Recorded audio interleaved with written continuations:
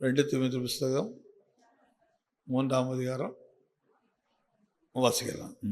அந்த விசுவாசம் முந்தி உன் பாட்டியாகிய லோவிசாலுக்குள்ளும் உன் தாயாகிய ஐனிக்கேலுக்குள்ளும் நிலைத்திருந்தது, அது உனக்குள்ளும் நிலைத்திருக்கிறது என்று நிச்சயித்திருக்கிறேன்.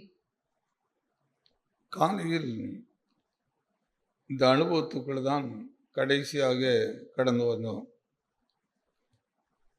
அப்போஸ்தலர் பவுல் தீமோத்தேயுக்கு ஒரு காரியத்தை நினைப்பூட்டுகிறார். எந்த காரியத்தை குறித்து நினைப்பூட்டுகிறாரு? உன்னுடைய முற்பிதாக்களை கொஞ்சம் நினைத்து பார், உன் பாட்டியை கொஞ்சம் நினைத்து பார். உன் பாட்டி இடத்துக்குள்ள இருந்த அந்த விசுவாசம் எப்படி இருந்தது? அதுக்கு பின்பு யாருக்குள்ள அந்த விசுவாசம் கடந்து வந்தது?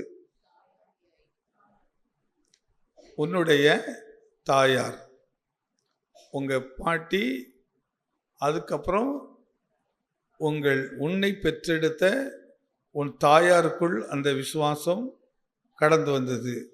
இப்படி அந்த விசுவாச வாழ்க்கை எப்படியெல்லாம் கடந்து வந்திருக்கிறது என்பதை நாம், அந்த தெய்வ பயம் எப்படி கடந்து வந்திருக்கிறது, நோக்க தெய்வ பயம்தான். அந்த தெய்வ பயம் எப்படியெல்லாம் கடந்து வந்திருக்கிறது என்பதை நாம் காலையில் நாம் தியானித்துட்டு வந்தோம். நீங்கள் அதே அதிகாரத்தில் அந்த 1வது வசனத்தை கொஞ்சம் வாசிப்போம். கிறிஸ்து இயேசுவினால் உண்டாயிருக்கிற ஜீவனை பற்றிய வாக்குத்தத்தத்தின்படி தேவனுடைய சித்தத்தினாலே இயேசு கிறிஸ்துவின் அப்போஸ்தலனாயிருக்கிற பவுல் பிரியமுள்ள குமாரனாகிய தீமோத்தேயுவுக்கு எழுதுகிறதாவது, பிதாவாகிய தேவனாலும் நம்முடைய கர்த்தராகிய கிறிஸ்து இயேசுவினாலும் உங்களுக்கு கிருபையும் இரக்கமும் சமாதானம் உண்டாவதாக. நான் இரவும் பகலும் இடைவிடாமல் என் ஜெபங்களில் உன்னை நினைத்து உன் கண்ணீரை ஞாபகம் பண்ணி சந்தோஷத்தினால் நிறையப்படும்படிக்கு உன்னை காண வாஞ்சையாயிருந்து. அந்த 3வது வசனத்தில் அவர் சொல்லுகிற காரியம் என்னது? நான் இரவும் பகலும் இடைவிடாமல் என் ஜபங்கத்தில் உன்னை நினைத்து உன் கண்ணீரை ஞாபகம் பண்ணி சந்தோஷத்தினால் நிறையப்படும்படிக்கு உன்னை காண வாஞ்சியா இருக்கிறேன். இங்கே ஒரு சாட்சி கொடுக்கிறாரு.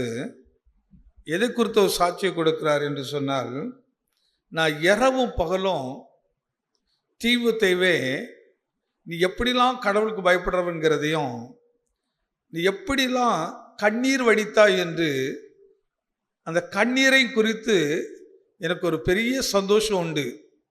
அந்த வசனத்தின் அந்த பிற்பகுதியை கவனித்து பாருங்க. உன்னை நினைத்து உன் கண்ணீரை ஞாபகம் பண்ணி. அப்போ தீமோத்தேயு நினைக்கும் போதெல்லாம் பவுலுக்கு எது ஞாபகத்துக்கு வருது? தீமோத்தேயு நினைக்கும் போதெல்லாம் பவுலுக்கு ஒன்று ஞாபகம் வருது, அவன் கண்களிலிருந்து வடிந்த கண்ணீர்.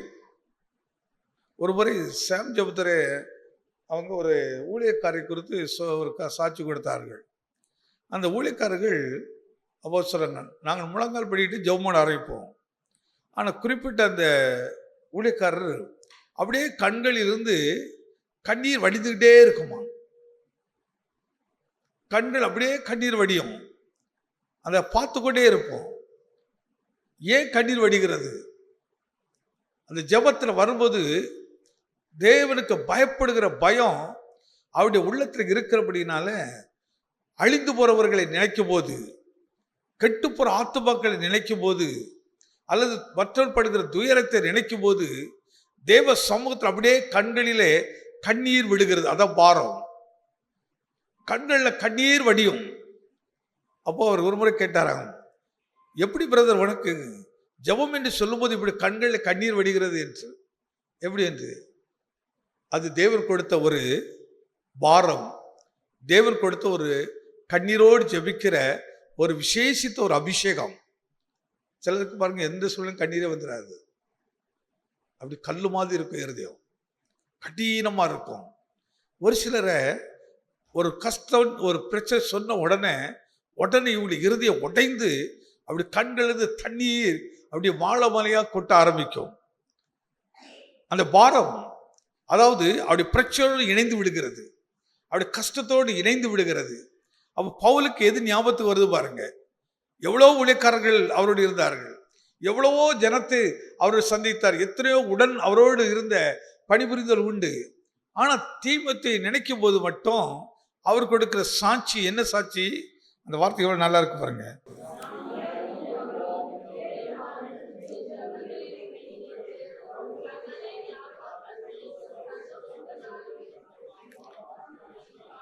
சொல்ற காரியத்தை பாருங்க. அந்த கண்ணீரை ஞாபகம் பண்ணி உடனே என் உள்ளத்துல என்ன உண்டாகுது? சந்தோஷம் வருகிறதாங்க. யாருக்கா கண்ணீர் வந்தா சந்தோஷம் வருவாங்க? கண்ணீர் வரும்போது எப்படிங்க சந்தோஷம் வரும்? ஆனா இங்க சொல்றாரு, தீமோத்தேயு உன்னை நினைக்கும் போது நான் நைட்ல ஜெபம் பண்ண போறேன், ஜெபிக்க ஆரம்பித்த உடனே கண்ணீரை முன்னாடி வந்து நிக்குது. அப்ப மறக்காத ஜெபம் இருக்குது, மறக்காத தேவ பக்தி இருக்குது, மறக்காத தேவனுக்காக வைராக்கியமா பண்ணுகிற செயல்கள் இருக்கிறது. இந்த செயல் தீமோத்தேயுவிடம் இருந்தது. வாலிபனாகி தீமோத்தேயு இடத்துல அண்ணாளுடைய கண்ணீர் அப்படிதாங்க. எவ்வளவு காலங்கள் இருந்துச்சு, கண்ணீர் வரவே இல்லை. அந்த தேவ பயம் அவளுக்கு வரல. ஒரு நாள் கர்த்தரின் பயம் அண்ணால் அப்படி நிரப்புது, தேவ பயம் அப்படி நிரப்புது, கர்த்தருக்கு பயப்படுற பயம் நிரப்புது. இனி எனக்கு இவரை விட்டால் என் மாற்றம் கொடுப்பது யாரால் முடியாது என்பதை அவள் நன்றாக விளங்கினபடினால் அப்போ ஆண்டவருடைய சமூகம் தான் என்று போய் அந்த இடத்தில் வந்து கண்ணீர் விடுகிறார்கள். கண்ணீர் விடுறதுல நிறைய கண்ணீர் இருக்குது. சில ஏமாத்துற கண்ணீர்லாம் இருக்கு, சில பிசாசு ரொம்ப அழுபத்தடுங்க. பார்த்துருக்கீங்களா? பிசாசு அழுகிறத பார்த்துருக்கீங்களா? பார்க்கலையா? சில நல்ல பிசாசு பிடிச்ச சில ஆட்களை ஜெபம் பண்ணும்போது நம்ம அவங்கள முழங்கால் படிக்கிட்டு ஜெபிக்க வச்சா அப்படியே கண்கள் வந்து கண்ணீரா வடியும். நம்ம உடனே என்ன நினைப்போம்? இது மாய்மாலமான ஒரு கண்ணீர். என்னை ஒண்ணுமே செய்திராத, இந்த வீட்டை விட்டு என்னை துரத்திராத, எனக்கு இந்த வீடு ரொம்ப கம்ஃபர்டபுளா இருக்குது, ரொம்ப வசதியா இருக்குது, நான் நினைக்கிற மாதிரிலாம் இந்த அம்மா வாழ்றாங்க, நான் நினைக்கிற மாதிரிலாம் இந்த அம்மா பேசுறாங்க, நான் நினைக்கிற மாதிரியே இருக்கு இந்த வீடு, இந்த வீட்டுக்குள்ள என்னை விட்டு என்னை துரத்திராத அப்படின்ட்டு அது மாய்மாலமான ஒரு கண்ணீரை விடும். ஆனால் ஒரு தேவனுடைய பிள்ளைகளுக்கு வருகிற கண்ணீர் என்ன கண்ணாம்? துக்கத்தினால் வருகிற கண்ணீர், துயரத்தினால் வருகிற கண்ணீர், துயரத்தினால். தானியேல் அந்த சிங்கத்தை கெபில போட்ட உடனே அந்த ராஜாவுக்கு வந்த கண்ணீரை பாருங்க. அவன் துயர சத்தமாய், தானியேலே நீ ஆராதிக்கிற தேவன் உன்னை தப்புவிக்க வல்லவராய், துயரம். இப்ப அந்த இவருக்கு வந்த அந்த துயரம் எதற்கு எப்படி வந்துச்சது? இந்த தானியேல் எவ்வளவு உண்மை உள்ளவன், ஐயோ இவன் மரித்திருப்பானோ, இந்த சிங்கங்கள் செய்தபடி இருக்குமோ, அவன் என்ன நடந்ததோ என்று தெரியவில்லை என்று இரவெல்லாம் தூக்கம் இல்லாமல் காலையில் எழுந்து அந்த தானியேலுடைய சத்தத்தை எப்படியாவது கேட்டுவிட வேண்டுமே என்று ஓடி வரும்போதே கதறிக்கொண்டு துயரத்தோடு, துயரம் உள்ள இருதயமாக மாறுது, துயரத்தோட கத்துறான். தானியேலே, அந்த வார்த்தை அழகா பயன்படுத்துற பாருங்க. ராஜா கெபின் கிட்டே வந்த பொழுது துயரமான சத்தமாய் தானியேலை கூப்பிட்டு, அவர் துயரம் எப்படி இருக்குங்க? அந்த துயர சத்தம்ங்கிறது எப்படி?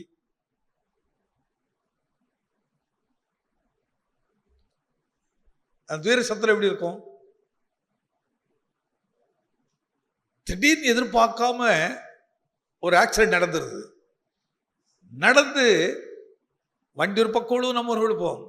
அந்த இடத்துல யாராவது நமக்கு நம்ம நேசிக்கிறவங்க இருந்தாங்கன்னா உடனே ஓடி போய் என்ன செய்வோம்? ஒரு சில சொல்லுவாங்க, ஐயோ அவ்வளவுதான் முடிஞ்சது அப்படின்னு புலம்பிட்டு இருக்கும்போது நம்ம நேசிக்கிறவங்க எப்படி இருப்பாங்கன்னா துயரமா, நமக்கு என்ன உறவு இருக்குதோ அல்லது என்ன பெயர் இருக்குதோ அதை சொல்லிட்டு ஓடி வருவார்கள். உங்களுக்கு ஒண்ணு ஆகலையே, துயரமாக கண்கள் கண்ணீரோடு துயர சத்தத்தோடு. அந்த வார்த்தை எப்படி சொல்ற பாத்தீங்களா?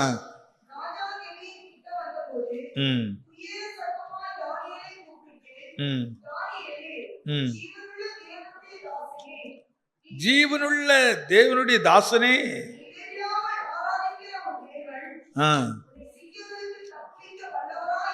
அந்த வார்த்தை எப்படி பயன்படுத்துற பாருங்க.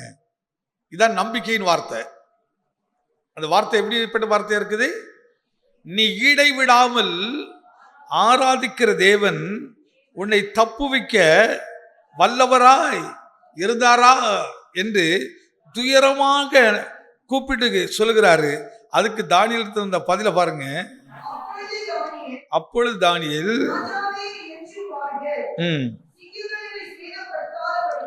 சிங்கங்கள் என்னை சேதப்படுத்தாதபடிக்கு,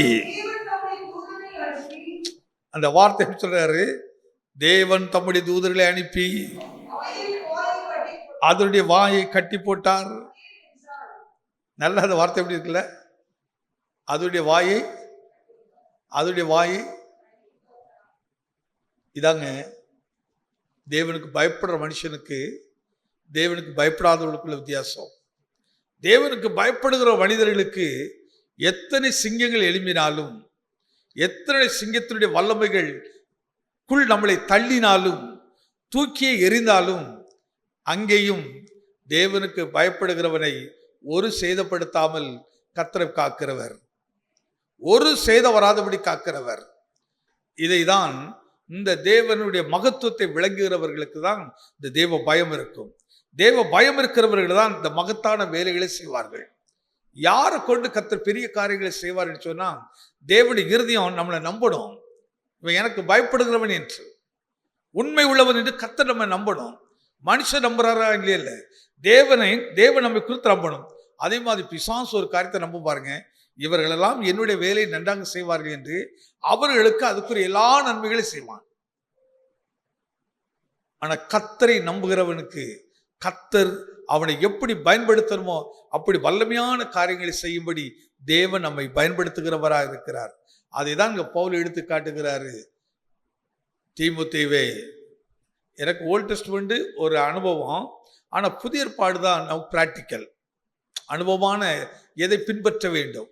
அதில் தான் ரொம்ப அற்புதமாக இருக்கு பாருங்க. அது சொல்ற காரியங்கள், உன்னை ஜெபம் பண்ண இரவு பகல் நான் இடைவிடாமல் ஜெபம் பண்ணுகையில் உன்னை நினைத்து உன் கண்ணீரை ஞாபகம் பண்ணி சந்தோஷத்தால் நிறையப்படும்படிக்கு உன்னை காண வாஞ்சியா இருந்தேன். உன்னில் உள்ள, அடுத்து சொல்ற ஒரு விஷயம் தான் ரொம்ப முக்கியமான பாருங்க, உன்னில் உள்ள மாயமற்ற விசுவாசத்தை நினைவு கூறுகிறதினால் என் முன்னோர்கள் முதல் கொண்டு சுத்த மனசாட்சியுடனே ஆராதித்து வரும் தேவனை நான் ஸ்தோத்தரிக்கிறேன். கடவுளை உன் நிமித்தம் நான் ஸ்தோத்தரிக்கிறேன், உன் வாழ்க்கை நிமித்தம் ஸ்தோத்தரிக்கிறேன். இதெல்லாம் சாதாரண விஷயம் இல்லை. ஒருத்தர் நம்ம பார்த்து, எப்பா ஒன்னால நான் கர்த்தரை ஸ்தோத்திரம் பண்றப்பா, ஒருத்தர் நம்ம பார்த்து சொல்ல முடியுமா? உன் உண்மை ஜீவித்தை பார்த்துட்டு நான் ஆண்டவரை ஸ்தோத்திரம் பண்றேன், நீ ஒரு நாள் எப்படி இருந்தா தெரியுமா, ஆனா இன்னைக்கு நீ இவ்வளவு ஆண்டவர் மேல் நம்பிக்கை வச்சிருக்கிறிய, இவ்வளவு உண்மையா இருக்கிறிய, இவ்வளவு உத்தமா இருக்கிறியா, நான் உன்னை நினைக்கும் போதில் ஆண்டவருக்கு நன்றி செலுத்திடுறேன். நான் ஜெபம் பண்ணும் போதெல்லாம் நீ என் கண்ணு முன்னாடி வர்றா, உடனே உனக்காகவே கர்த்தரை ஸ்தோத்திரம் பண்றேன். நீ ஜீவனுள்ள தேவன் என்பதை இப்ப நான் நம்புகிறேன். ஐயா, ஒருத்தருடைய வாழ்க்கை இன்னொருவருக்கு பெரிய பாடமா மாறுது. ஒருத்தருடைய ஜீவியம் இன்னொருத்தருக்கு ஒரு முன்மாதிரியா மாறுது. ஒருத்தர் சில ஆட்களுக்கு நம்ம யாரோ இருக்கக்கூடாதுன்னு சில முன்மாதிரிலாம் இருக்குது, இருக்கா இல்லையா? நாமே கூட பழகுவோம், நல்லா எல்லாத்தையும் ஒருத்தருப்போம், ஆனால் மனதில் நினைப்பதுமா, எப்பா இந்த ஆளு மாதிரி நினைச்சிடக்கூடாது, இருந்துடவே கூடாது. எவ்வளவு உண்மை இல்லாத ஆளு, எவ்வளவு கெட்ட குணம்லாம் இருக்குது. ஆனால் இங்கே அப்போஸ்தலன் இங்கே உன்னதமான தேவனுடைய ஊழியக்காரர் சொல்கிறாரு, அந்த வார்த்தை உத்தம குணம் அப்படிங்கிறார், உத்தமமான ஒரு செயல் அப்படிங்கிறாரு. அப்படி சொல்லிட்டு அடுத்த வருஷத்துல பாருங்க, அந்த விசுவாசம் உன் பாட்டியாகிய லோவிசா, இப்பதான் இந்த காரியத்துல விளங்கணும். அந்த விசுவாசம் உன் பாட்டியாகிய லோவிசா. இப்போ பவுல் யாரை பார்த்திருக்கிறாரு? பவுல் யாரை பார்த்திருக்கிறாரு? தீமோத்தேயுடைய பாட்டியை பார்க்கிறாரு. அப்போ உனக்கு இந்த கண்ணீர் எப்படி எங்கிருந்து வந்துச்சு தெரியுமா? இந்த தேவ பயம் எங்கிருந்து வந்துச்சு தெரியுமா? நான் பாட்டியை பார்த்துருக்கிறேன். கொஞ்சம் கவனிச்சு பாருங்க. நாம் முதிர் வயது உள்ளவர்கள் எப்படி ஜீவிக்கணும். சபையில் சில சொல்லுங்க, நான் எத்தனை வருஷம் கிறிஸ்துவ தெரியுமா, நான் எத்தனை வருஷம் சபைக்கு, நீ எத்தனை வருஷம் குப்பை கொட்டினங்கிறது முக்கியம் இல்லை, என்ன நம்ம குறித்து பேசப்படுது, நம்ம குறித்து என்ன சொல்றாங்க. பவுல் தீமோத்தேயுக்கு சாட்சி சொல்லிட்டு சொல்ல, இந்த காரியம் முந்தி உன்னுடைய அந்த உத்தம குணம் எங்கிருந்து வந்துச்சுது. அதனால பாருங்க, நம்மளாம் நடமாடும் தேவனுடைய ஆலயங்கள், நம்ம நடமாடும் சத்தியங்கள், நடமாடும் அன்பின் ஆலயங்கள், நடமாடும் இரக்கம் உள்ளவர்கள் நம்ம இடத்துல இருந்து நிறைய பேர் எதிர்பார்க்குறாங்க. அப்போ பவுல் சும்மா அந்த வார்த்தையை பேசல. அப்போ அவருடைய பாட்டி பவுலோடு ஜீவித்திருக்கிற காலங்கள், பவுலோடு அவங்க செய்த ஊழியங்கள்லாம் பார்த்துருக்கிறாரு. அப்போ அந்த அம்மா இடத்துல எப்படிப்பட்ட ஜபஜீவி இருந்திருக்குது, கண்ணீரோடு ஜபிக்கிறது. அப்போ சும்மா யார்கிட்ட வரதுல, நம்ம ஃபேமிலியில் யாருக்கும் அது இருந்ததுனால தான். நான் ஃபேமிலின்னு சொல்லுது நம்ம சரீரப்பிரமான ரத்த சம்பந்தம் கொடுத்து பேசல. சபைக்குள்ள யாருக்காவது அந்த பாரம் இருந்தால் அவங்களோடு பழகிறவர்களுக்கு ஆட்டோமேட்டிக்காக அந்த கண்ணீரின் ஜபம் வரும். ஒரு காலம் வரும், நமக்கு வந்து பேசுவாங்க, தம்பி இன்னைக்கு நீலாம் இப்படி ஜெபிக்கிறதுக்கு காரணம் யார் தெரியுமா, அவங்க தான்ப்பா, நாங்கள் அவங்கள பார்த்துருக்குறோம். இது ஒரு சாதாரண விசுவாசி பேசல, தேவ மனுஷன் சொல்ற அந்த வார்த்தையை. ஆனால் அந்த வசனத்தை நம்ம திருப்பி திருப்பி படிக்கும்போது நமக்குள்ள ஒரு ஆழ்ந்த உணர்வு வரும் பாருங்க, ஆழ்ந்த ஒரு உணர்வு வரும் பாருங்க. வாசிக்கலாம். உன்னில் உள்ள மாயமற்ற விசுவாசத்தை நினைவு கூறுகிறதினால் என் முன்னோர்கள் முதற்கொண்டு சுத்த மனசாட்சியோடு ஆராதித்து வரும் தேவனை நான் சோத்தரிக்கிறேன். அந்த விசுவாசம் முந்தி உன் பாட்டியாகிய அந்த விசுவாசம் முந்தி உன் பாட்டியாகிய, நம்ம காலையில் இதுல தான் முடிச்சோம். ஆனா இது ரொம்ப அவசியமானது. இப்போ நம்ம மருத்துவ டீச்சர் இருக்காங்க, இப்போ இந்த டீச்சரை குறித்து இன்னொரு 50 வருஷத்துக்கு அப்புறம் கூட பேசணும். யார் பேசுவா? பர்மனன்ட் டீச்சர் குறித்து யார் பேசுவா? என்ன குறித்து யார் பேசுவா? யார் பேச முடியும்? இப்போ டீச்சரை பார்க்குறவங்க, இப்போ பார்க்குற இந்த தலைமுறையெல்லாம் பார்த்துட்டே இருக்கோம். எப்போ அந்த டீச்சர் அவங்க மற்றவங்களை குறித்து எவ்வளோ அக்கறையாக இருக்கிறாங்க, எப்படிலாம் விசாரிக்கிறாங்க, எப்படி அவங்களுக்கு பாரத்தோடு ஜெபம் பண்ணுறாங்க பாருங்க. எவ்வளோ ஆத்துவ பாரம் அவங்களுக்கு இருக்குது. ஒருத்தர் கஷ்டப்படுறாங்கன்னா அவங்களை போய் விசாரிக்கிறாங்க. எப்போ பாருங்க. அதனால தான் நீதிமான் மரித்தும் பேசுகிறான். நம்ம இந்த சரீரம் வேணா அழியும், இந்த சரீரத்துக்கு அழிவு இருக்குது, செயலுக்கு அழிவே இல்லை. நம்முடைய நற்செயல் ஒருவராலும் அது அழிக்கப்படாத ஒரு வல்லமை. அது இன்னும் சரியான சொன்னால் அந்த குணத்தை யாராலும் அழிக்கவே முடியாது. இதெல்லாம் மனதில் வச்சாதான் ஆட்டோமேட்டிக் தேவ பயம் நமக்கு வருது. தேவ பயம் வந்தாலே நம்முடைய சுவாபங்கள் எல்லாமே நன்மை செய்கிறதையே சுற்றியே வந்துட்டு இருக்கோம். யாராவது நமக்கு தீமை செஞ்சா கூட பரவாயில்ல விட்டு விடுப்பா, இதை அறியாமல் செஞ்சுட்டாங்க, இந்த வார்த்தை யாராவது சொல்ல முடியுமா? அறியாமல் செய்து விட்டார்கள். அவங்க அறிஞ்சதான் செய்திருப்பாங்க, அது நமக்கும் தெரியும். ஆனா நம்ம எப்படி பேசுவோம்? என்ன ஜானு, நம்ம எப்படி பேசுவோம்? சரி, ஏதோ அறியாம பேசுற. இப்போ சிலுவையில் இயேசுவை அடிச்சு அறிந்து செய்தார்களா அறியாம செய்தார்களா? அறிந்துதான் செய்கிறார்கள். ஆனா இதெல்லாம் இயேசு நம்ம கற்றுக் கொடுத்த பாடங்கள். பைபிள் நமக்கு இந்த சப்ஜெக்ட்ல சொல்லிக் கொடுக்குது. அவங்க அறிந்தே தான் தீமை செய்கிறாங்க. ஆனா நீ எப்படி அவங்களுக்கு சொல்லி, தேவனே இவர் எப்படி செய்தார்கள்? அறியாமல் செய்கிறார்கள். ஏன்னா அவன் தெரிஞ்சு செய்கிறான்னு என்ன நமக்குள்ள வந்தாலே நம்ம கோபமா மாறுகிறோம். நம்முடைய தெய்வீக குணம் நம்மகிட்ட வராது, நமக்கு அதை மன்னிக்கணுங்கிறது குணம் நம்மகிட்ட வராது. அவன் எப்படிப்பட்ட கண்ணிக்கிற குணம் வரும்னு சொன்னா, இவன் இதை அறியாம செஞ்சுட்டாங்க, இவன் தெரியாம செய்துட்டாங்க. இன்னும் சிலர் ரொம்ப புத்தி இல்லாதவன், புத்தி கெட்டு போய் செஞ்சுட்டான். இப்படி பொதுவான ஒரு வார்த்தை பயன்படுத்துவான். என்ன இல்லைங்கய்யா, ஏதோ புத்தி இல்லாமல் செய்துட்டான்ப்பா, அதை பெருசாக எடுத்துக்கிட்டாங்க, விட்டுருங்க அந்த விஷயத்த. பாருங்க, அந்த ஈஸியாக அதை கடந்து போயிடுறோம். அது எப்போ இது வரும்னு சொன்னா, அந்த தேவனுக்கு பயப்படுகிற பயம் இருந்தா மட்டும்தாங்க இந்த உன்னதமான சுபாவங்கள் எல்லாம் நமக்குள்ள வரும். இந்த உன்னதமான செயல்கள் எல்லாம் நமக்கு வந்து வரும். சும்மா சாதாரணமாக வரவே வராது. ஒரு சாதாரண கிறிஸ்தவனுக்கு இந்த சுபாவங்களை நீங்க எதிர்பார்க்கவே முடியாது. ஆனா உன்னதமான அந்த அனுபவத்தில் வருகிறவர்களுக்கு தான் பெரிய விஷயத்தை கூட சாதாரண கடந்து போயிட்டே இருப்போம். ரொம்ப ஈஸியா கடந்து போவோம்.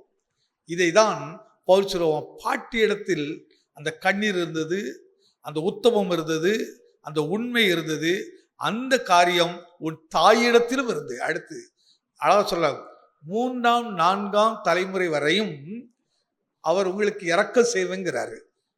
எத்தனை தலைமுறைக்கு?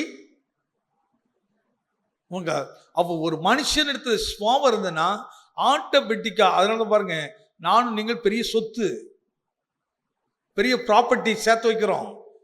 நம்ம 4 வீடு வாங்கி வைக்கிறது பெரிய சொத்து இல்லை, நிறைய பேங்க்ல பணத்தை சேர்த்து வைக்கிறது பெரிய இது இல்லை.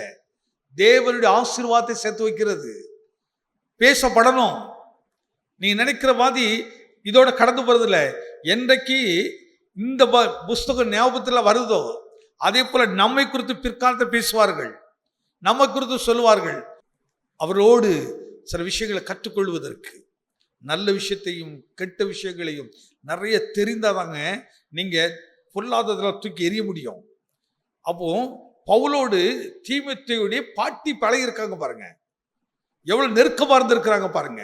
அதனால அவர் அவ்வளவு தைரியம் சொல்றாரு, உன் பாட்டி கிட்ட இருந்த விசுவாசம் பாது, உன் பாட்டி கிட்ட இருந்த அன்பு பாது, உன் பாட்டி கிட்ட இருந்த தேவ பயம் பா. அந்த பயம் அது உங்க அம்மாவுக்கு வந்துச்சுது, இப்போ அதை உன்னிடத்திலும் பார்க்கிறேன். கரங்களை தட்டி ஆண்டு நாமத்தை பயன்படுத்துங்க. அந்த தீமைத்துக்குள்ள இருந்த அந்த விசுவாசத்தை சென்ட் ஜான் சர்ச் இன்னைக்கு பார்க்கிறது. எத்தனை நீங்க அதை நம்புறீங்க?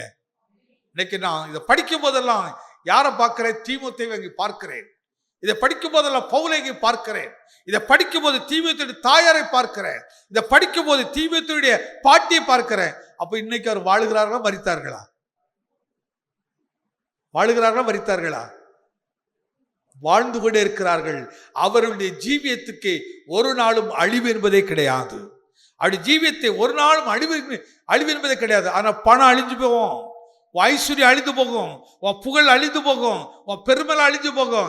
ஆனா ஒரு ஜீவியம் ஒரு நாளும் அழிந்து போவதில்லை, அது ஜீவித்து கொண்டே இருக்கும். இதை படிக்கும் போதெல்லாம் பாருங்க, எத்தனை நூற்றாண்டுகள் கடந்தாலும் அவர்கள் வாழ்க்கை இன்றைக்கு உயிரோடு இருக்கிறது. இவ படிக்கும் போது பேசுதா பேசலையா? பவுல் அதை ஞாபகப்படுத்துறாரா இல்லையா? அப்ப தீமோத்தேயுக்கு எழுதுறாரு, இந்த வாலிப வயதுல நீ இவங்கள என்ன மறந்துடாத. அந்த வார்த்தை சொல்றா பாருங்க. அடுத்த வசனம், இது நிமித்தம் நான் உன்மேல் என் கைகளை வைத்ததினால். இது நிமித்தம், எது நிமித்தம்? 5ஆம் வசனத்தை மீண்டும் படிச்சிருங்க. அந்த விசுவாசம் முந்தி உன் பாட்டியாகிய எல்லாம் சேர்ந்து படிப்போம். அந்த விசுவாசம் முந்தி உன் பாட்டியாகிய லோபிதாளுக்குள்ளும் உன் தாயாகிய அணிகைகளுக்குள்ளும் நிலைத்திருந்தது, அது உனக்குள்ளும் நிலைத்திருக்கிறது என்று நிச்சயிக்கிறேன். இப்ப எதை நினைவுபடுத்துறாரு? இல்ல எதை நினைத்து காட்டு சொல்கிறாரு? முற்பிதாக்கள் ஜீவியம் உனக்குள் இருக்கிறேன் நான் நிச்சயிக்கிறேன்.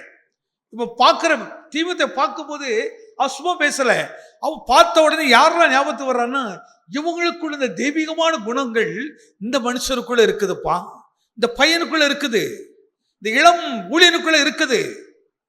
அவ கிறிஸ்தவ வாழ்க்கைங்கிறது பாருங்க சாதாரணது இல்லைங்க, சாதாரண ஜீவியம் இல்லை. நம்முடைய முற்பிதாக்களுக்குள்ள இருந்தது நம் மூலமாக வாழ்ந்து கொண்டே இருக்கிறதா. ஒருத்தர் இடத்துல ஒரு அன்பி சுவாபம் இருக்குன்னு வைத்துடுங்க, அந்த அன்பி சுவாபம் அப்படியே அவங்க மகனுக்குள்ள வருது, அல்லது மகளுக்குள்ள வருது, அல்லது ஒரு ஊழியக்காரருக்குள்ள இருந்தா அப்படியே சபைக்குள்ள வருது. இந்த இடத்துலலாம் பாருங்க, ஒரு நாளும் நீதிமான்களை என்ன செய்வாங்க, அழிந்து போறதே இல்லை, அவங்க வாழ்ந்து கொண்டே இருப்பார்கள். இப்ப யார் மூலமா வாழ்கிறாரு? இப்ப அந்த அம்மாவும் அவருடைய தாயாரும் வாலிபன் மூலமா வாழ்ந்து கொண்டு இருக்கிறாங்க. இதை பவுல் ஞாபகப்படுத்துறாரு. அந்த வார்த்தை அந்த 5 கடைசி சொல்றா பாருங்களேன், அது சொல்ல பாருங்க, அது உனக்குள்ளும் நிலைத்திருக்கிறது என்று நிச்சயித்திருக்கிறேன்.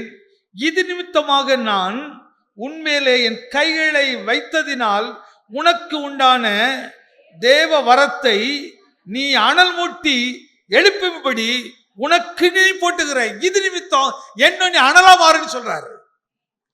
இது நிமித்தமாக இப்போ உன் மேல கை வைக்கிற எது நிமித்தம் வைக்கிறது தெரியுமா?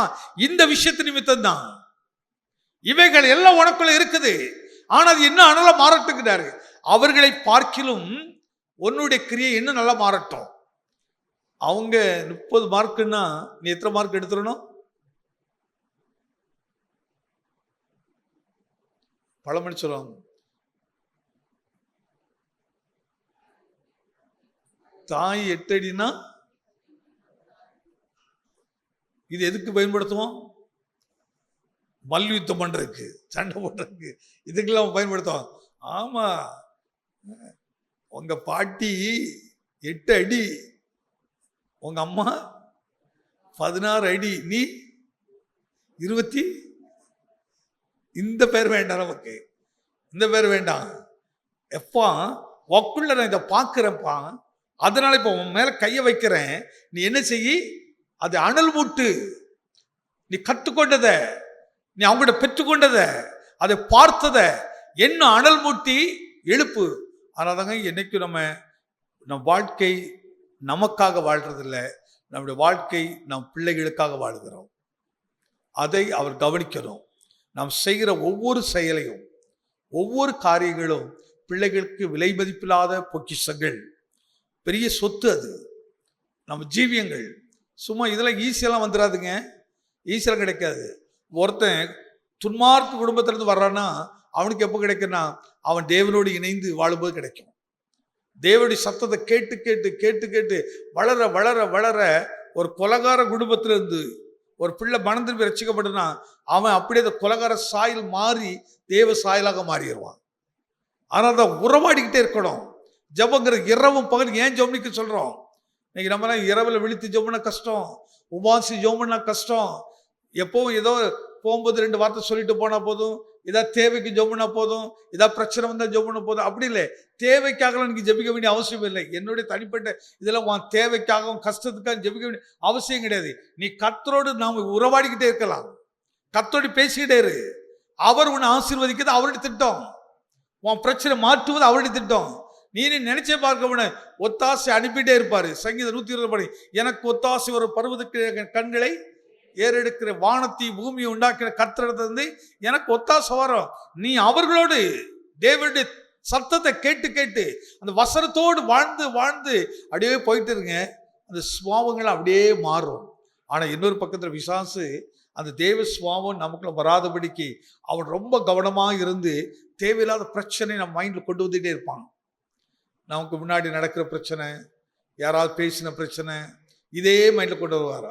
அப்படி எப்போ நமக்கு அதுல வருதுன்னா, எப்போ நம்ம ஜெபிக்காம சும்மா அமைதியில் வீட்டில் இருக்கிறோமோ அப்போதான் இந்த மைண்ட்ல வரும், அது மைண்ட்ல வரும். அப்போ நம்ம இரவும் பகலும் நல்ல வேதத்தை படிச்சு தியானிச்சுக்கிட்டு, ஆண்டவரே எங்க முற்பிதாக்களை தெரிந்தீரே ஸ்தோத்திரம், ஆண்டவர் இவர்களெல்லாம் முன்குறித்தீரே ஸ்தோத்திரம், ஆண்டவரே பிற்காலத்தில் என்னை குறித்தும் அடுத்த ஜெனரேஷன் பேசணும் ஆண்டவரே, அதற்கு சாட்சியாக நடத்துங்க, அதுக்கு ஒரு முன்மாதிரியா நடத்துங்க. அவர் சொல்கிறார். அப்படியே அனல் மூட்டி எழுப்பிட்டே இருக்கணும். பிள்ளைகிட்ட பேசும்போது அனல் மூட்டணும். இப்போ கிப்சன்ல வித்யா உட்கார்ந்துக்கிட்டு என்ன பேசிக்கிட்டே இருக்கணும்? பாருப்பான், எனக்கு இவ்வளோலாம் கஷ்டம், அப்போ எங்கள் அப்பா என்ன சர்ச்சை போட மாட்டாங்க, எங்களுக்கு இவ்வளோ தடலாக இருந்துச்சு, அதையும் நான் தாண்டி ஆலயத்து போனேன். ஏன்னா நான் இயேசு அப்பாவை நேசித்தேன், அன்பு செலுத்தினேன். அதனால நீ ஆண்டவரை நேசி, அப்படியே அதை அனல் மூட்டிகிட்டே இருக்கணும் பிள்ளைகிட்ட. அந்த பிள்ளைகிட்ட சக்திகளை கற்றுக் கொடுத்துக்கிட்டே இருக்கணும். நீ கொடுத்து கொடுத்து பாருங்க, அவன் தாயும் தகப்பனை பார்க்கலாம் எங்க இருப்பான்? உயர்ந்த இடத்துல இருப்பான், உயர்ந்த ஸ்தானத்துக்கு வருவான். அடுத்த வருஷம் சொல்ற பாருங்க, தேவன் நமக்கு பயமுள்ள ஆவியை கொடாமல் பலமும் அன்பும் தெளிந்த புத்தி உள்ள ஆவியை கொடுத்திருக்கிறார்.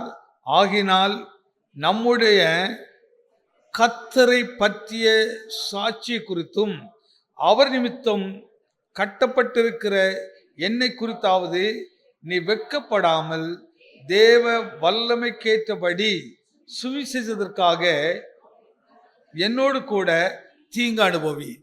யாரோடு கூட தீங்கு அனுபவி?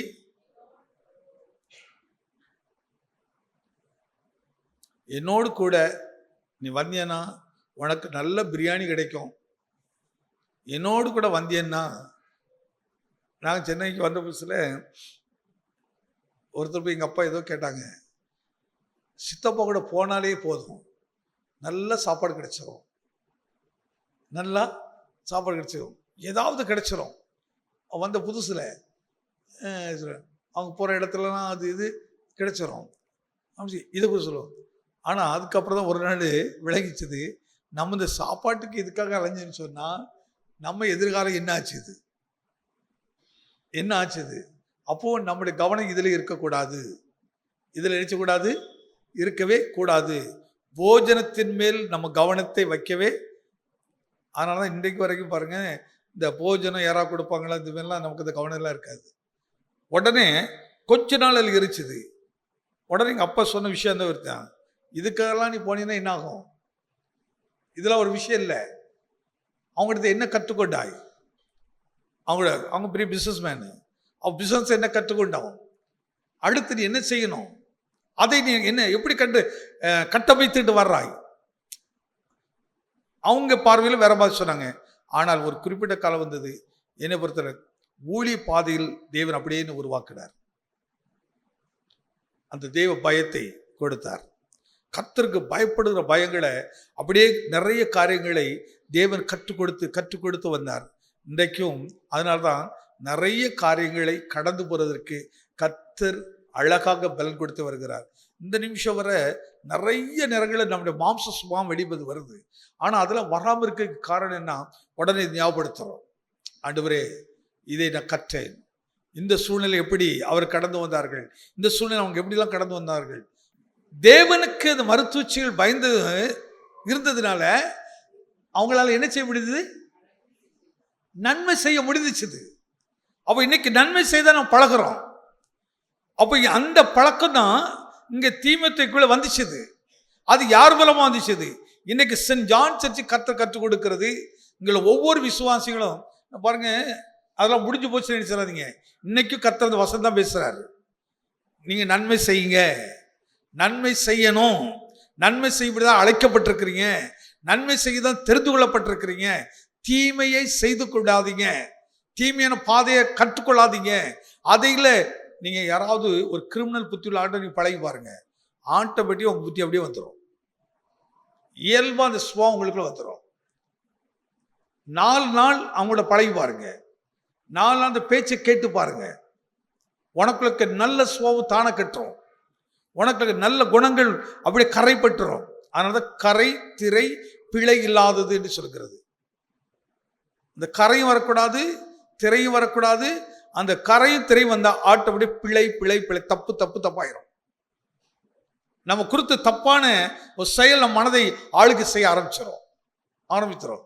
அதனால்தான் ஒரு நாளும் நாம் வசனத்தின் அடிப்படையில் எதையும் பேசணும், வசனத்தின் அடிப்படையில் வாழ்க்கையை கட்டமைக்கணும், வசன அடிப்படையில் தான் குடும்பத்தை உருவாக்கணும், வசனத்தின் அடிப்படையில் தான் ஊழியத்தை கட்டமைக்கணும், வசனத்தின் அடிப்படையில் தான் சபை உருவாக்கப்படணும். உருவாக்கப்பட பாருங்க. ஒரு நாள் காலை சொல்லும்போது இது காத்து மாதிரி டக்குன்னு ஒரு நாள் வருவார், ஒரு பின் எடுத்து குத்துவார். நம்ம ஆத்துமா அப்படியே எங்க போயிரும்? இன்பேசு ராஜாவை நான் பார்த்தால் போதும், மகிமையில் அவரோடு நான் வாழ்ந்தால் போதும். அப்படியே இந்த ஆத்மா சொல்லும், அப்படியே நான் எங்க போறேன்ப்பா? இன்பேஸ் ராஜாவை பார்க்க போறேன், நாங்க கடந்து போறேன். அப்படியே பாரம் இல்லாம, வெயிட் இல்லாம.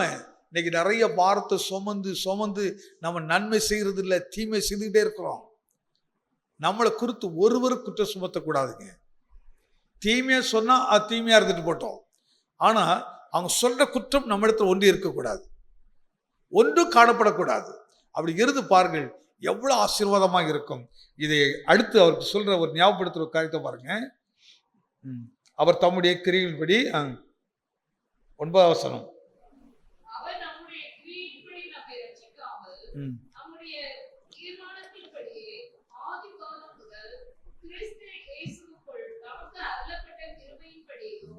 நம்மை ரட்சித்து பரிசுத்த அழைப்பினால் அழைத்தார். ம் நம்முடைய இரட்சகராகிய இயேசு கிறிஸ்துவின் பிரசன்னமாகுவதினாலே ம் அந்த கிருபை இப்பொழுது வெளிப்படுத்தப்பட்டது.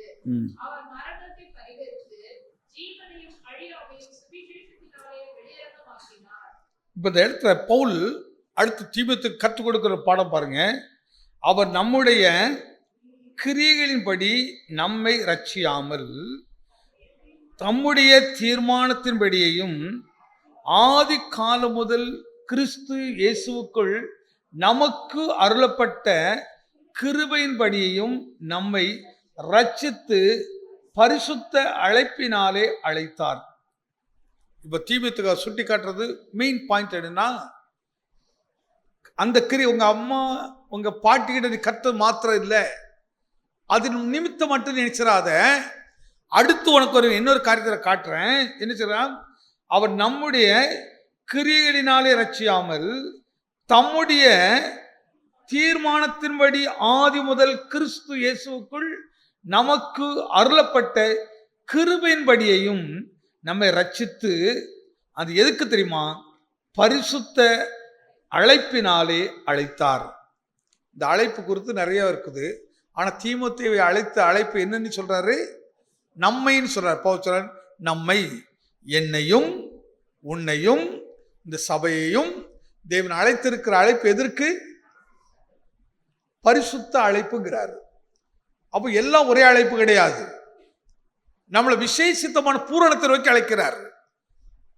பூரணமான ஒரு ஆவிக்குரிய ஜீவியத்துக்கு ஒரு விஷயத்தை மனதை எப்போ நீங்க இம்மைக்காக கடவுளை தேடுவீங்கன்னா நீங்க நரகத்துக்கு போற நிச்சயம். வேதம் சொல்கிறது பரிதபிக்கப்பட்டது சொல்றது. நீங்க இம்மைக்காக கர்த்தரை தேடுவீர்கள், ஆனால் யாரா இருப்போமா?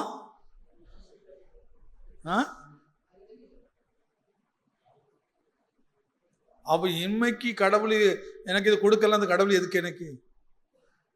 அடுத்து நம்ம மனதில் கேள்வி வருது இல்ல, இன்னைக்கு எனக்கு ஒரு வேலை கிடைக்கல, இன்னைக்கு எனக்கு கடவுள் இதெல்லாம் செய்யல, அப்ப என்னத்துக்கு அந்த கடவுள்? ஆனா சொல்றது வேதம், நீ இம்மைக்காக கடவுளை தேடுவாயானால் பரிதபிக்கப்பட்டவன் சொல்றாரு. இன்னைக்கு பெரும்பகுதி எதை குறித்து பேசுறோம்? இம்மைக்கானவைகளையே பேசுறோம். இம்மைக்கு என்னன்னு சொன்னோம்? கர்த்தர் எனக்கு இதை கொடுத்தார், இதை கொடுத்தார். ஒரு நல்ல தேவனுடைய பிள்ளைகளோ நல்ல ஊழியர்களோ இதை வெளிப்படுத்தவே மாட்டார்கள். இந்த காரியத்தை பெரிய பிரபலப்படுத்தல சொல்லவே மாட்டாங்க. இதை பிரபலப்படுத்திட்டு இதை கொடுத்து இங்கே சாட்சி சொல்லுங்க, இது சாட்சி சொல்லுங்க ஒன்று சொல்லுவாங்க. இந்த சாட்சியை கேட்டாங்கன்னு நிறைய பேர் வருவாங்க. என்ன எப்படி வருவாங்க தெரியுமா? இம்மைக்குரியவளே பின்பற்றி பின்பற்றி பின்பற்றி வருவார்கள். பரிவன் டீச்சர் பொருத்தம் பண்ணாங்கன்னா அவங்களுக்கு கர்த்தர் இதை செய்தாங்கன்னா உடனே பக்கத்தில் இருக்க வினோலியை பார்ப்பா, அப்போ நானும் இப்படி ஒரு செய்கிறேன் அந்த சாட்சியை உடனே உடனே சொல்லுவாங்க. வினோலி சாட்சியை கேட்ட உடனே அடுத்து ஜோஸ்மின் வைப்பான், வினோலி அக்காவுக்கு செய்தது போல எனக்கு நானும் அதே போல தேடுவா அப்படின்ட்டு. இம்மைக்குரிய கூட்டத்தை இது பிசாசு பெரிய தந்திரம் வந்துடுங்க. இது பெரிய அவனுடைய சூழ்ச்சி. ஆனால் அதே நேரத்தில் ஜான் சொல்றாரு, ஐயா என்னை கர்த்தர் எதுக்கு அழைச்சா தெரியுமா? ஜானு, என்னை பரிசுத்தத்துக்கென்றும் தேவன் பூரணத்துக்கென்றும் அழைத்தார். தேவன் எனக்குள்ளே நல்ல பாரத்தோடு ஜெபிக்கும்படி அழைத்தார், என்னை உபவாசிக்கும்படி அழைத்தார், எனக்கு ஊழிஞ்சபடி அழைத்தார், விசாரிக்கும்படி அழைத்தார், மற்றவர்களுக்காக சுவிசேஷம் சொல்லும்படி அழைத்தார். என்ன சுவிசேஷத்தை? பூரண சுவிசேஷம் சொல்லும்படி, அன்பின் சுவிசேஷம் சொல்லும்படி அவர் என்னை அழைத்து அந்த பரிசுத்தத்தை விளங்க பண்ணும்படி அழைத்தாருன்னுட்டு ஜான் சாட்சி சொல்றான். உடனே சிமியனுக்கு வரும், ஆண்டவரே அப்போ சிமியனுக்கு ஜானனை போல என்னை என்ன செய்யும்? அந்த பாரத்தை எனக்கு தாரும். அதே போல நானும் கண்ணீரோடு ஜெபிக்கிறப்பா, அதே போல பாரத்தோடு ஜெபிக்கணும் ஐயா. அந்த கிருபை தரும். ஜானனை போல நானும் பரிசுத்தமா இருக்கணும் ஐயா, ஜானனை போல உண்மையா இருக்கணும் ஐயா, ஜானனை போல அன்புள்ளவனாக நான் இருக்கணும் ஐயா, அதே இரக்கமுள்ளவனா இருக்கணும். இப்போ இந்த சாட்சி சொல்ல சொல்ல இது பெருகுமா பெருகாதா? என்ன எப்படி சிமியன் ஒருத்தர் அந்த சாட்சி சொல்லும் போது உடனே இன்னொருத்தர் பார்க்கிறாரு, உடனே முத்துராஜ் பார்க்கிறாரு, ஆமா இது எவ்வளவு நல்லா இருக்குதே, ஆண்டவர் என்னை அப்படி மாற்றும். ஒன்னு அருள்ராஜ் பார்ப்பாரு, ஒருத்தரா இந்த ஊழியத்தை தான் கர்த்தர் எதிர்பார்க்கிறாரு, இந்த வளர்ச்சி தான் கர்த்தர் எதிர்பார்க்கிறாரு. இம்மைக்காக நீ கர்த்தரை தேடுவாயானால் பரிதபிக்கிறவன் சொல்கிறாரு.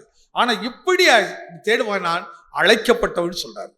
தீமோத்தேயு, உன்னை இதுக்கு தான் அழைச்சிருக்கிறேன், இதுக்கு தான் உங்க பாட்டிக்கு இந்த அபிஷேகத்தை கொடுத்தேன், இதுக்கு தான் உங்க தாய்க்கு இந்த அபிஷேகத்தை கொடுத்தேன், இதுக்கு தான் இதைதான் பவுல் எடுத்து காட்டுறார். தீமோத்தேயுவை நம்மை இதுக்கு தான் அழைச்சிருக்கிறார். அவர் இந்த சபையை இதுக்கு தான் கர்த்தர் உருவாக்கிட்டு வர்றார், சாதாரண நோக்கத்துக்கு அல்ல. உடனே அடுத்த ஒரு கேள்வி நம்ம மனதில் வருது, அப்போ நான் மறுமைக்காகவே கடவுளை தேடுனா அப்போ இந்த பூமியில் நான் பட்டினியும் பசினியுமா தான் இருக்கணுமா? இல்லவே இல்லை. அதை குறித்து இயேசு அழகா பேசுறாரு. நீ அதை தேடு, இவைகளெல்லாம் உன் வீட்டு தானா வரும். நீ இதுக்காக பெரிய நெத்திய வேர்வ நிலத்தில் விட பெரிய பாடுபட வேண்டிய அவசியம் இல்லை. நிறைய நேரத்தில் இதான் செய்வோம். நான் ரொம்ப ரொம்ப தெளிவாக ஒரு வார்த்தை காட்டுறேன் பாருங்க. ஆதாமை ஏவாளையும் தோட்டத்தை விட்டு கர்த்தர் துரத்தும் போது அவங்களுக்கு என்ன பிளஸிங் கொடுத்தார்? அவங்களுக்கு கொடுத்த வாக்குத்தத்தம் என்ன? நமக்கு வாக்குத்தத்தம் ரொம்ப பிடிக்கல. என்ன வாக்குத்தத்தம் கொடுத்தாரு? நீ நெத்தி வேர்வை நிலத்தில் விழ பாடுபடுவாய், ஆனாலும் அதனுடைய பலனை நீ புசிக்க மாட்டாய். நீ உழைக்கிறக்கின்ற பலன் உனக்கு கிடைக்காது. இந்த சென்னை பட்டத்தை கொஞ்சம் எடுத்துடுங்க. சைக்கிள் ரிச்சா இப்போ ரொம்ப கம்மி. முன்னாடி நிறைய சைக்கிள் ரிச்சா இருக்கும். ஒரு ரிச்சாவில் 3 பேர் 4 பேர் 5 பேர்லாம் வச்சுக்கிட்டு அந்த மனுஷன் வண்டி ஓட்டவும் பாருங்க, மிதிப்பான். சில இடத்துல கொஞ்சம் உயரமான இடத்துல ஓட்டப்படி இறங்கி இழுத்துட்டு போவான். நெத்தி வேறு நிலத்தில் இருக்கும். கிடைச்சா அவன் படுத்திருக்க இடத்த போய் பார்த்தீங்கன்னா ஒரு பிளாட்ஃபார்மில் படுத்திருப்பான். கொத்தாள் சைடில் பார்த்தீங்கன்னா மூட்டையை தூக்கி என்ன சாமி, மூட்டை தூக்கி சுமப்பார்கள்.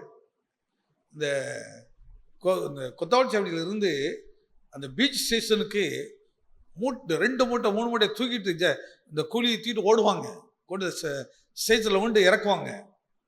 ஒரு மூட்டைக்கு ஒரு 2 ரூபா அப்படி கொடுப்பாங்க அன்னைக்கு. அந்த மூட்டை ஒரு 5 ரூபா இப்படியே ஏறிட்டே வச்சுது. அந்த வேலை செய்வார்கள். ஆனால் கடைசி அவங்க படுக்கிற இடம் ஒரு பிளாட்ஃபார்ம் இருப்பான். ஆனால் அதே நேரத்தில் இன்னொரு குரூப்பை நீங்கள் கவனிச்சு பாருங்க. அவன் என்ன பண்ணிக்கிட்டு இருப்பான், அப்படியே ஒரு மெத்தமாக போட்டுக்கிட்டு காலை தொடச்சிக்கிட்டு அதில் உட்காந்துக்கிட்டு இந்தியில் 4 வார்த்தை பேசிக்கிட்டு உட்கார்ந்த இடத்துல சம்பாதிப்பான். நல்ல ஃபேன் ஓடும். அப்போ அவ்வளோ ஏசினா இருக்காது, ஃபேன் ஓடும். ஃபேனுக்குள்ளே சம்பாதிப்பான். ஆனால் ஒரு குரூப் என்ன செய்யுது, இப்போ நிறைய சொல்லுவோம், நான் உழைத்தேன் முன்னேறின்னு சொல்லுகிறார்கள். உழைக்கிறதுல இவர்களை விடையா நீங்கள் நம்ம அதிகம் உழைச்சிட்டோம் என்ன மாதிரி? உழைப்பினால் நம்ம உயர்ந்திருந்தால் இவன் தானே உயர்ந்திருக்கணும். அவ்வளோ கஷ்டப்பட்டு உழைக்கிறவன் தானே, காலையில் சாயங்காலம் வர உழைக்கிறவன் தானே. எனக்கு இதெல்லாம் கொஞ்சம் டவுட் சில விஷயங்கள்ல. அதனால ஆனால் கர்த்தர் சொல்றாரு சாபம்னு சொல்றாரு. இது சாபம். உன் நெத்தி வேறு நிலத்தில் விழ நீ பாடுபடுகிறாய், ஆனால் அது பலனை புசிக்க மாட்டாய். அப்படி சொல்லிட்டு தான் புதிய பட வச்சார். முதலாவது அவருடைய ராஜ்யத்தையும் அவருடைய நீதியும் தேடுங்கள், அப்பொழுது இவைகள் எல்லாம் உனக்கு கூடுதலாக. இப்ப சொல், நீ இந்த கஷ்டத்தை எதுக்கு கொண்டு சொல்றாரு? தேவ சமுத்திரம் உட்காருங்கிறாரு. நீ பெரிய உழைக்க வேண்டாம், காத்திருந்து என்ன தேடு, காத்திருந்து விண்ணப்பத்தை வை, எனக்கு பயப்படு, நான் வாழ்க்கையை மாற்றுவேன். இந்த தேவைகளெல்லாம் உன் வீட்டை தேடி வரும். அதை தான் பவுல் நினைவுக்கிட்டு இருக்கிறார்.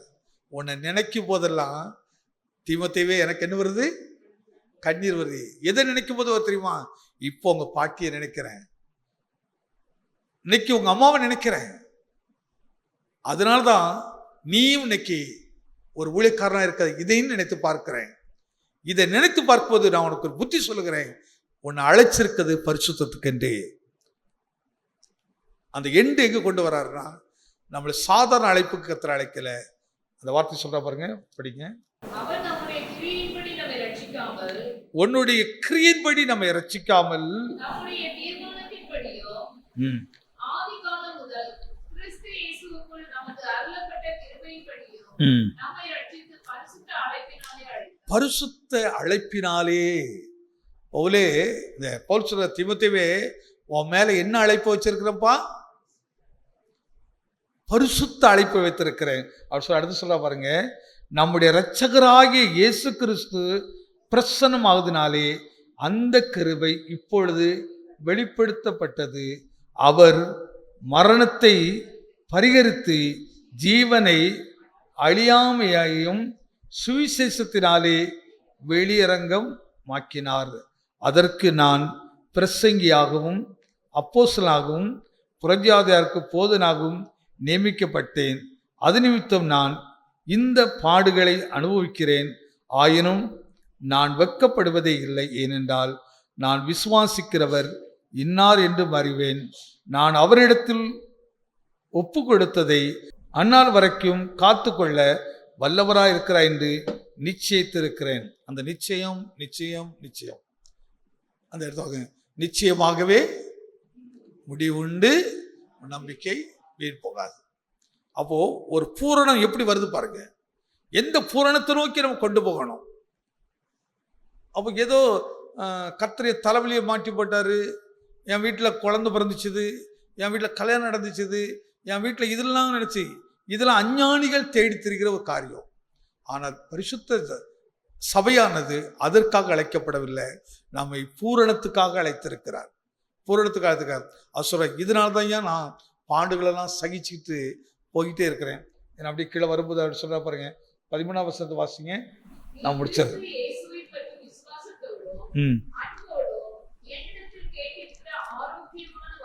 அவர் என்ன சொல்றாரு இப்ப பாருங்க, இப்போ எல்லாம் சேர்ந்து படிக்குமா? விசுவாசத்தோடும் அன்போடும் என்னிடத்தில் கேட்டிருக்கிற ஆரோக்கியமான வசனங்களின் சட்டத்தை கை கொண்டிரு. இப்ப இது என்னது வசனம் சொல்றாரு? இது ஆரோக்கியமா? எப்படி ஜான, இது என்ன வசனம் சொல்றாரு? ஆரோக்கியமான வசனம். நீ இதை விலகிட்டீன்னா நீ நன்மை செய்யதை விட்டு விலகவே மாட்டான். ஒரு நாளும் நீங்க நமக்கு தீமை செய்யறவர்களுக்கு நம்ம தீமை செய்யவே மாட்டோம். சில நேரத்தில் நம்ம கோபம் வந்த உடனே என்ன செய்ய ஆரம்பிச்சிடோம்னா, நீ எனக்கு இப்படியா பண்ணுனா, எனக்கு 2 கண்ணு போனாலும் பரவாயில்ல, உனக்கு ஒரு கண்ணு போகாம என்ன செய்ய மாட்டேன், ஒரு கை கால் விளங்காம போகத்துட்டு உடைய மாட்டேன், உனக்கு ஒரு வேதனை கொடுக்காம விடவே மாட்டேன். அங்க ஒரு வேதனை வந்தாதான் எனக்கு சந்தோஷம் வரும். ஆனா கர்த்தர் பவுல் எழுதுகிறாரு, எதுக்கு நான் அழைக்கப்பட்டிருக்கிறேன், எதுக்கு தெரிந்து கொள்ளப்பட்டிருக்கிறேன், அதை குறித்து சொல்கிறார். ஆரோக்கியமான இந்த உபதேசத்தில் நினைச்சையே நிலைத்திருப்போம். கர்த்தர் வருகையிலே நாம் எடுத்துக்கொள்ளப்படுவோம்.